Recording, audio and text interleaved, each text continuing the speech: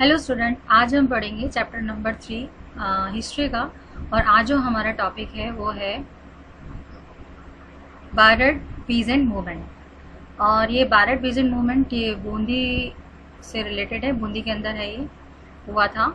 Just like the farmer of Bijolia, Bijolia और बेगन के किसानों की तरह ही जो किसान थे बूंदी स्टेट के were also suffering from burden of various types of inputs. और वो भी उनको भी संघर्ष करना पड़ रहा था अलग अलग प्रकार के इनपुट्स से। इनपुट्स के अंदर इसमें आगे आपके से बेगार है या हैड टू पे high rate of land revenue, तो ये सारी चीज़ें इंक्लूड थी। इनके बर्डन से उनको सफ़र करना पड़ रहा था बूंदी स्टेट के किसानों को, फार्मर्स को। सफरिंग फ्रॉम ऑल दिस, और इन सब से संघर्ष करते हुए the farmers of Bharat regions of Bundi state, Bharat region जो बूंदी स्टेट में है, which is attached with the border of Bijolia, जो कि बिजोलिया के बॉर्डर से अटैच्ड है। यहाँ पर मूवमेंट स्टार्ट हो गया था, और ये मूवमेंट स्टार्ट किया था किसानों ने अगेंस्ट द बूंदी एडमिनिस्ट्रेशन के खिलाफ इन अप्रैल 1922। The leadership of this movement, और जो लीडरशिप थी इस मूवमेंट की, ये मूवमेंट स्टार्ट हुआ था अप्रैल 1922 में। The leadership of this movement was in, और इसकी जो लीडरशिप की जो कमान थी वो थी in the hand of dedicated worker name Nainuram Sharma, जो कि काफ़ी डेडिकेटेड वर्कर थे ऑफ राजस्थान सेवा संघ के। ऑन अप्रैल 1923 CE में the meeting of farmers was being conducted in the village, और जो मीटिंग थी किसानों की वो हुई थी एक गांव जिसका नाम था दबी under the chairmanship of Nainuram Sharma. When सिपाही ओपन फायर, और वैन सिपाही जब सिपाहियों ने ओपन फायर कर दिया under the leadership of police commissioner Ikram Hussain. अब क्या हुआ, जो ब्रिटिश सिपाही थे उन्होंने ओपन फायर करना शुरू कर दिया पुलिस कमिश्नर इकराम हुसैन के लीडरशिप में। इन दिस, इसके अंदर जो नानक भील एंड देवलाल गुर्जर ये वीर गति को प्राप्त हो गए। On 27 September 1925 CE, Pandit Nainuram Sharma was authorized to introduce the administration with the problem of farmers, for which a meeting was organized in Hadoti branch of Rajasthan Seva Sangh। 27 September 1925 CE में पंडित नैनूराम शर्मा ने एक was authorized to, इन्होंने एक administration था उसको introduce किया with the problem. Administration को इन्होंने इंट्रोड्यूस किया था जो प्रॉब्लम थी किसानों की उससे, एंड फॉर विच, जिसकी वजह से जो मीटिंग ऑर्गेनाइज की गई थी हड़ौती ब्रांच ऑफ राजस्थान सेवा संघ में। आफ्टर 1927 के बाद Rajasthan Seva Sangh close down to mutual conflict, और राजस्थान सेवा संघ था उसको बंद कर दिया गया क्योंकि आपसी मतभेदों के कारण। Thus along with the closure of Rajasthan Seva Sangh, और इसी के साथ साथ जब राजस्थान सेवा संघ बंद हुई, Bairat peasant movement of Bundi also ended, और जो भारत पीजेंट मूवमेंट था वो भी ख़त्म हो गया।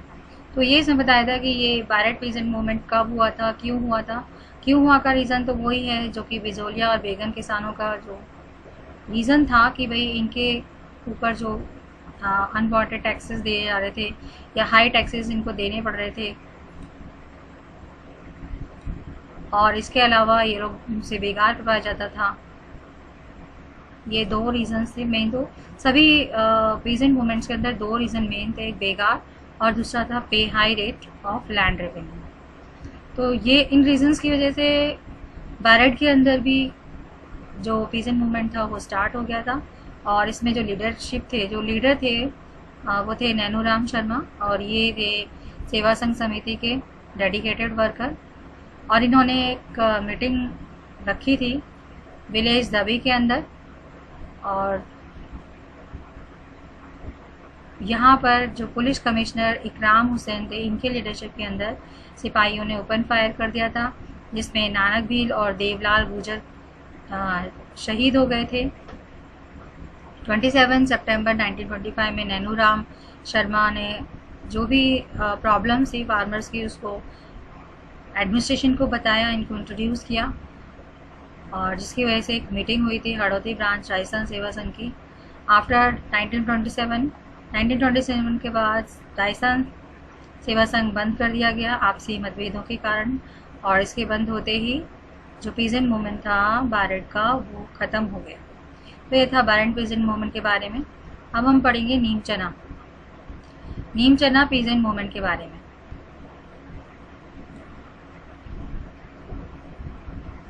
ये अलवर के अंदर है Neemuchana. Killing of pig was ban. इसमें क्या कहानी है कि सुअरों को मारने पर बैन लगा रखा था अलवर के अंदर, और वहीं जबकि क्या हो रहा था, जो सुअर थे वो क्रॉप्स को डिस्ट्रॉय कर रहे थे। तो यहाँ पर जो रीज़न है पीजेंट मूवमेंट का, वो है कि ban on killing of pig, यानी कि अलवर में सुअरों को मारने पर बैन लगा रखा था। और जबकि ये जो सुअर थे, पिग्स थे, इन्होंने ये क्रॉप्स को डिस्ट्रॉय कर दिया करते थे किसानों की। Vexed by the nuisance of these pigs, और इनसे परेशान होकर, आतंकित होना, वेक्स्ड मतलब होता है आतंकित होना या परेशान होना, इनके न्यूसेंस की वजह से, इन सुअरों के न्यूसेंस की वजह से जो किसान थे वो आतंकित हो गए थे। The farmer of Alwar began the movement, और जो किसान थे अलवर के, इन्होंने मूवमेंट स्टार्ट कर दिया 1921 में।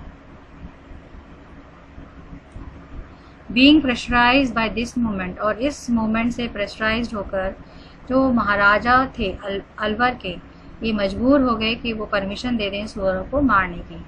After the third land arrangement इन अलवर के बाद 1922 में एक नया टैक्स रेवेन्यू को इंट्रोड्यूस किया गया या इम्पोज किया गया। इम्पोज मतलब होता है लागू करना। फ्रॉम 1923 से 1924 सीई में। बिफोर दिस न्यू अरेंजमेंट, इस नए अरेंजमेंट से पहले less land revenue was collected, पहले कम लैंड रेवेन्यू लिया जाता था ब्राह्मण से और राजपूत से, as compared to other caste. दूसरे कास्ट से लैंड रेवेन्यू ज़्यादा लिया जाता था, जबकि ब्राह्मण और राजपूत से लैंड रेवेन्यू कम लिया जाता था। But according to the provision of this new arrangement, लेकिन इस न्यू अरेंजमेंट के प्रोविज़न के according this exclusive right of these caste, और ये जो एक्सक्लूसिव राइट था इन कास्ट का, ये ख़त्म कर दिया गया। यानी पहले जो राजपूत और ब्राह्मण जो टैक्सेस नहीं दिया करते थे या रेवेन्यू नहीं दिया करते थे या कम दिया करते थे, तो ये जो अधिकार था इनका वो ख़त्म कर दिया गया, विच ऑब्वियसली, और जिसकी वजह से ये रिज़ल्ट का कारण बना, इसके रिज़ल्ट से डिससेटिस्फेक्शन अराइज हो गया इन सेक्शन के अंदर। इन सेक्शन से मतलब दी सेक्शन में कौन कौन आ गए, ब्राह्मण and Rajput. Although farmers of other caste were also dissatisfied, हालांकि जो और भी कास्ट के जो किसान थे वो भी डिससेटिस्फाई थे, संतुष्ट नहीं थे इस नए अरेंजमेंट से। Yet Rajput play the important role, लेकिन जो राजपूत थे इन्होंने एक बहुत इम्पॉर्टेंट रोल निभाया था अपोजिशन करने में, यानी विरोध करने में।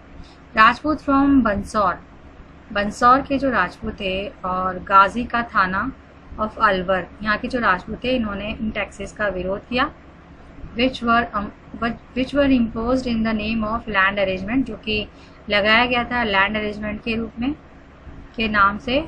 And also complain to the resident, और वहाँ के जो also made complain to the resident, और उन्होंने जो वहाँ के रेजिडेंट थे उनसे इसकी कंप्लेंट की। Maharaja Jaidev Singh became very angry, और जो महाराजा जयदेव सिंह थे ये काफ़ी क्रोधित हुए, गुस्सा हो गए by these types of complaint, इस प्रकार की जो कंप्लेंट आ रही थी उससे।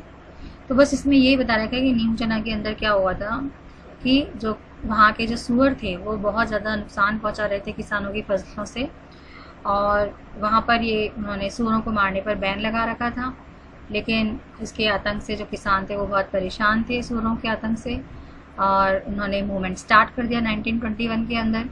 और जो सरकार थी, जो राजा थे, वो प्रेशराइज उन पर प्रेशर डाला गया और जिससे वो मजबूर होकर उन्होंने परमिशन दे दी किलों को, पिग्स को मारने के लिए, पिग्स को किल करने के लिए। थर्ड लैंड अरेंजमेंट के बाद जो अलवर में 1922 में हुआ था, एक नए टैक्स रेवेन्यू को इम्पोज किया गया 1923-24 में। और इस टैक्स से पहले राजपूत और ब्राह्मणों को कम टैक्स देना पड़ता था, तो कम लगान देना पड़ता था, लैंड टैक्स, और जो अदर कास्ट थी उनको ज़्यादा देना पड़ता था। लेकिन इस नए अरेंजमेंट की वजह से ये जो कास्ट थी, इनको जो एक्सक्लूसिव राइट दिए गए थे वो ख़त्म कर दिए गए, और जिसके रिजल्ट से लोगों के अंदर डिससेटिस्फेक्शन जागृत हो गया राजपूतों में और ब्राह्मणों में। हालांकि और भी जो किसान थे अदर कास्ट के, वो भी संतुष्ट नहीं थे इस नए अरेंजमेंट से, लेकिन जो राजपूत थे उन्होंने इम्पॉर्टेंट रोल निभाया था विरोध करने में। राजपूत फ्रॉम द बंसौर, राजपूत जो बंसौर और गाजी का थाना अलवर के थे, इन्होंने टैक्सों का विरोध किया। जयदेव सिंह, और साथ ही साथ में उन्होंने कंप्लेंट की वहाँ के रेजिडेंट को। महाराजा जयदेव सिंह बहुत गुस्सा हो गए या एंग्री हो गए by these types of complaint, इस प्रकार की कंप्लेंट से। On 14 May 1925 the farmer gathers, और जो किसान थे वो इकट्ठे हुए इन विलेज नाम नीमचना ऑफ बंसौर, और किसान इकट्ठे हुए नीमचना नामक जगह पर बंसौर तहसील में ऑफ अलवर की, टू डिस्कस अबाउट द लूट के बारे में डिस्कस करने के लिए, which was being done in the name of collecting land revenue, जो कि लैंड रेवेन्यू को कलेक्ट करने के नाम से की जा रही थी।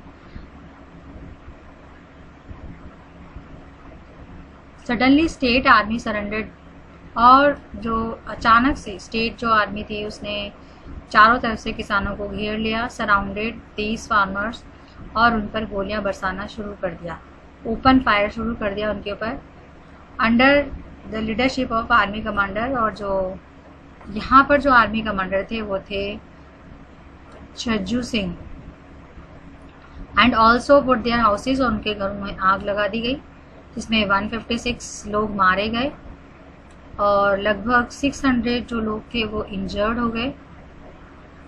इंजर्ड मतलब घायल होना। न्यूज़पेपर नेम रियासत, एक जो न्यूज़पेपर है इसका नाम है रियासत, कंपेयर दिस मैस्कियर, और उन्होंने इस मैस्कियर को जलियांवाला बाग से कंपेयर किया, जलियांवाला बाग मैस्कियर से कंपेयर किया। वाइल महात्मा गांधी एड्रेस, लेकिन वहीं जो महात्मा गांधी थे उन्होंने इस मैस्कियर को दोहरी दयरशाही का नाम दिया इन यंग इंडिया में, एंड डिस्क्राइब दिस मैस्कियर, और उन्होंने इस मैस्कियर को डिस्क्राइब किया as more violent, Jallianwala Bagh से भी ज़्यादा वायलेंट के रूप में इसको उन्होंने डिस्क्राइब किया। तो ये था आपका बैरेट के पीजेंट मूवमेंट के बारे में। अब हम पढ़ते हैं प्रजामंडल मूवमेंट इन राजस्थान। राजस्थान के अंदर प्रजामंडल मूवमेंट कैसे स्टार्ट हुआ था और कैसे ये प्रजामंडल आया यहाँ पे राजस्थान में। In the initial decades of 20th century, starting मतलब ये कि जब स्टार्टिंग थी कुछ डिकेड्स की 20th सेंचुरी के अंदर, जब 20th सेंचुरी स्टार्ट ही हुई थी उस दशक में सेवरल मूवमेंट्स, बहुत सारे मूवमेंट स्टार्ट हो गए थे कंट्री के अलग अलग हिस्सों में, राजस्थान के अलग अलग हिस्सों में, in opposition to atrocities committed by the feudals. और जो फेड्यूल्स थे, जो सामंतवाद थे, वो जो एट्रोसिटीज करते थे, एट्रोसिटीज मतलब होता है अत्याचार, बट ओनली ऑब्जेक्टिव, लेकिन उसके पीछे उनका एक ही ऑब्जेक्टिव होता था ऑफ दीज मूवमेंट्स। इस मूवमेंट्स के पीछे अंग्रेज जो ब्रिटिशर्स थे वो अत्याचार तो कर रहे थे और उसका विरोध भी ये लोग कर रहे थे, लेकिन ये जो मूवमेंट्स उन्होंने किया था उसके पीछे एक उनका मोटिव था, और वो मोटिव था कि कंसेशन लेना लैंड रेवेन्यू में और फ्रीडम फ्रॉम फेडरल एट्रोसिटीज़, और फेडरल एट्रोसिटीज़ से मुक्ति पाना। इन 1920 CE के अंदर नेशनलिस्ट पीपल, जो नेशनलिस्ट पीपल थे राजस्थान के, उस टाइम राजपूताना बोलते थे, राजपूताना बिकेम डिसेपरेटेड, वो अलग हो गए। When the Congress passed a relation, जब कांग्रेस ने एक रिसोल्यूशन पास किया interfering in the internal affair of princely state की इंटरनल अफेयर यानी कि जो उनके आंतरिक मामले हैं उनमें इंटरफेयर करना।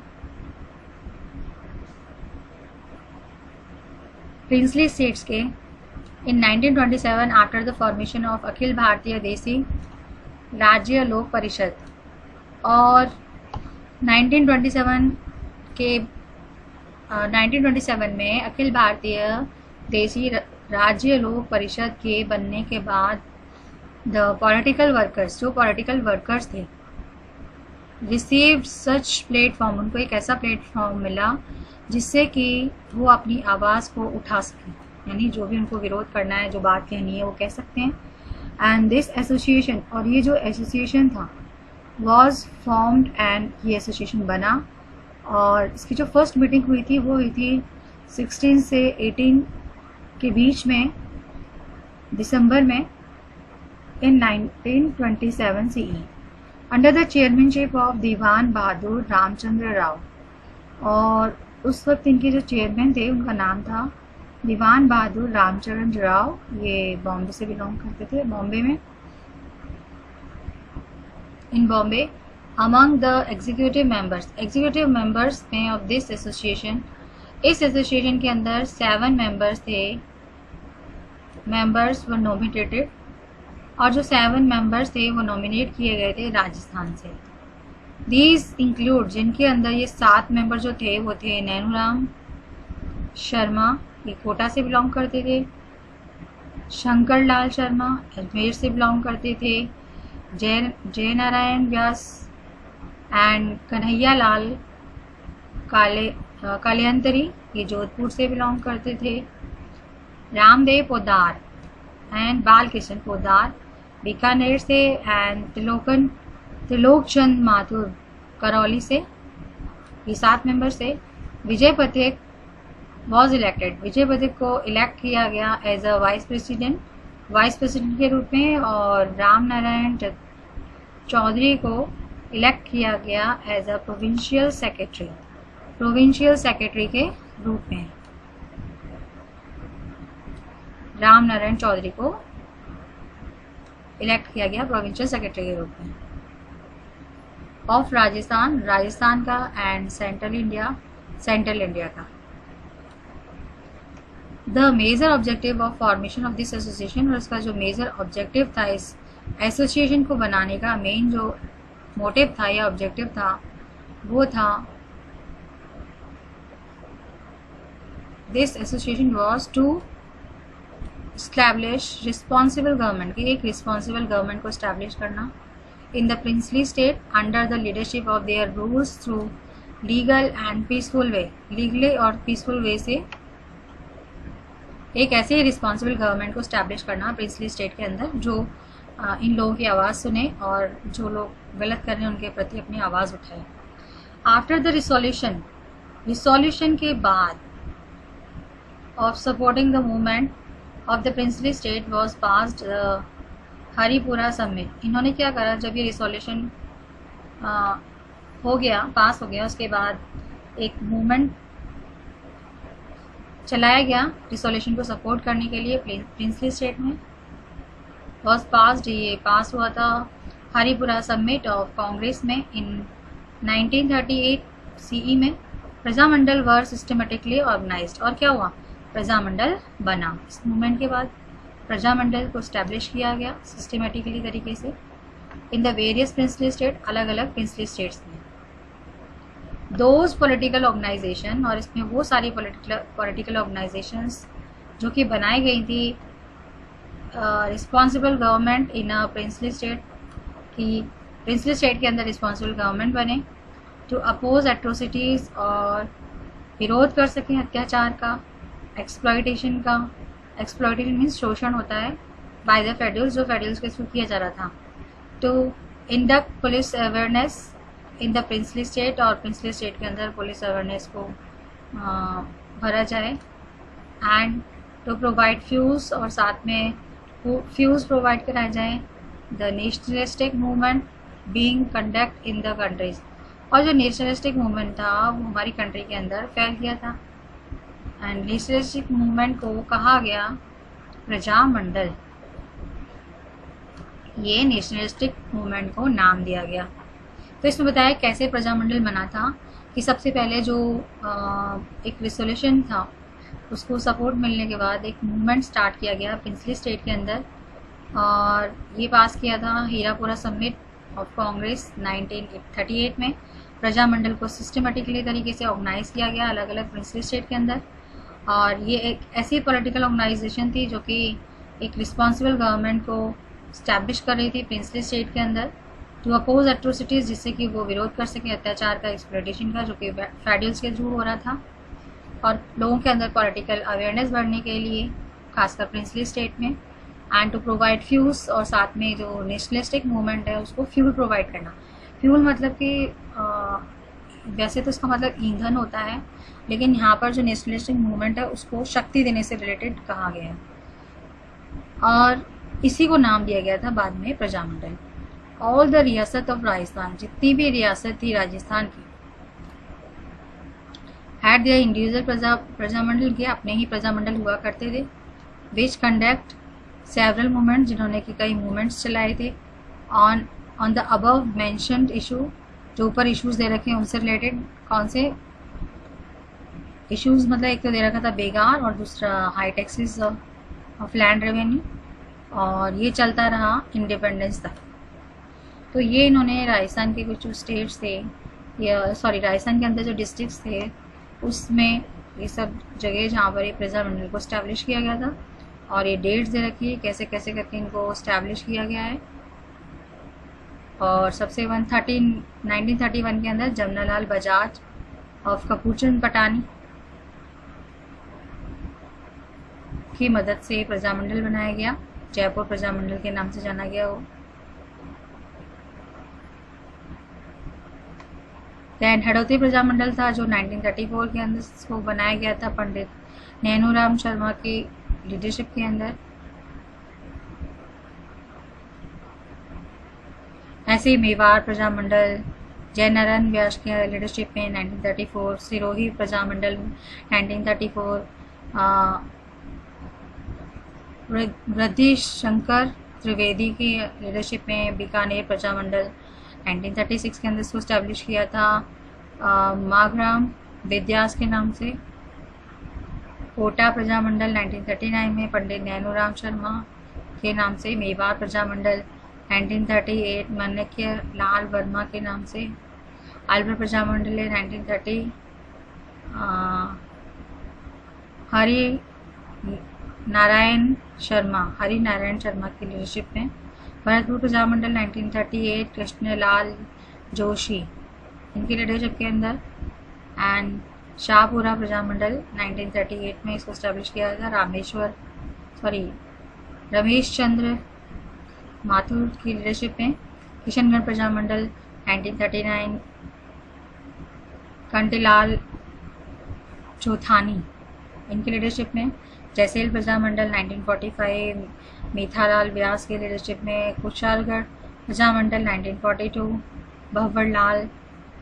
भंवरलाल निगम के लीडरशिप में। दुर्गापुर प्रजामंडल 1944 बिजोल भोगीलाल पांड्या के रूप में। बांसवाड़ा प्रजामंडल 1945 भूपेंद्र नाथ त्रिवेदी के लीडरशिप में। And Pratapgarh Prajamandal 1945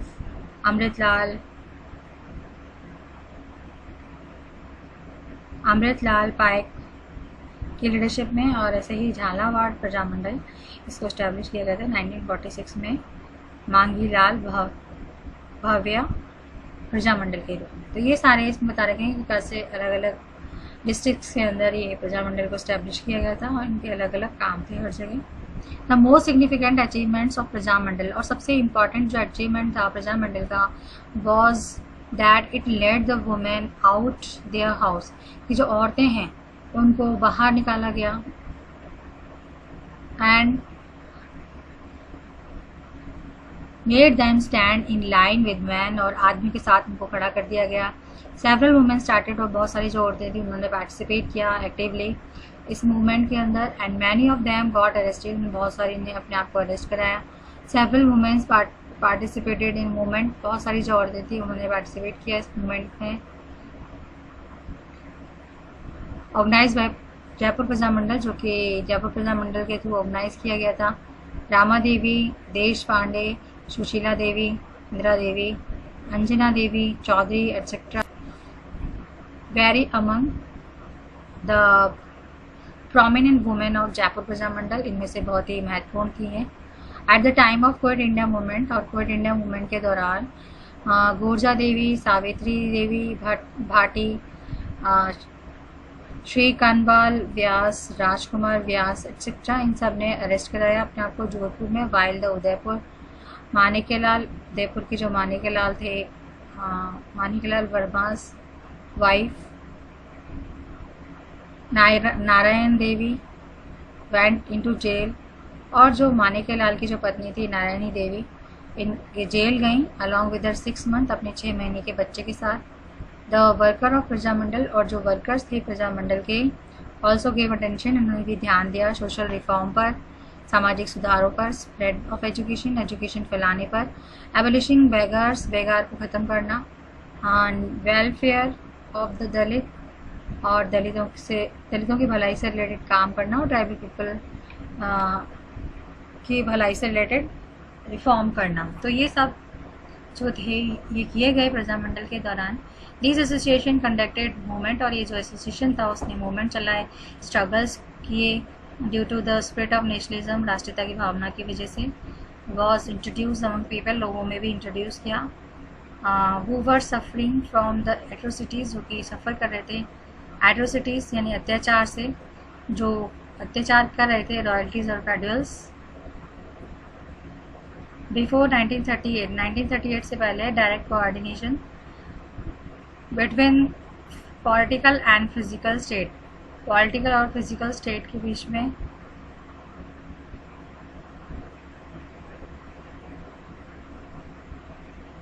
direct coordination बनाया गया प्रिंसली स्टेट और नेशनल मूवमेंट के बीच में। वॉज एब्सेंट, जो डायरेक्ट कोऑर्डिनेशन था प्रिंसली स्टेट और नेशनल मूवमेंट के, वो एब्सेंट था।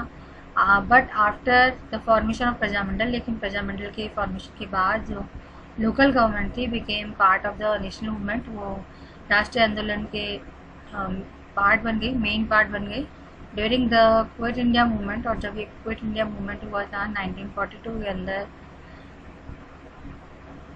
The national movement got promoted by this, और इससे जो नेशनल मूवमेंट था उसको बढ़ावा मिला। तो ये आपका चैप्टर फिनिश होता है, और इसके अंदर जो मैंने पढ़ाया उसको रिवाइज कर लेना। इसमें आपने 2 मूवमेंट्स के बारे में पढ़ा था, एक तो बराड पीजन मूवमेंट, और दूसरा था आपका अलवर नीमचना पीजन मूवमेंट। इसके अलावा आपने पढ़ा प्रजामंडल को कैसे, इसमें